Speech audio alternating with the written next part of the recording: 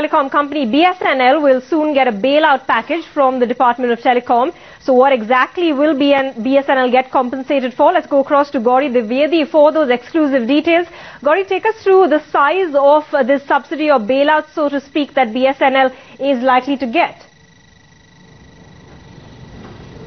Well, Shivani, it's a pretty substantial amount. In fact, 2,500 odd crore rupees could be the size of the bailout package that the Department of Telecom is really considering for BSNL. And it will really be for all the non-commercial, unviable activities that BSNL has to follow due to government direction and really the policy requirements. And more importantly, it will be more of a specific areas and specific services that BSNL has to do will really be compensated for, instead of a broad ad hoc system of giving funds as and when BSNL needed. And in fact, particularly landline services in rural areas and possibly WiMAX rollout in rural areas will be the two big services that are likely to be compensated by DOT to BSNL. In fact, landline services alone has a loss of about 2,000 odd crore rupees for BSNL. So clearly a big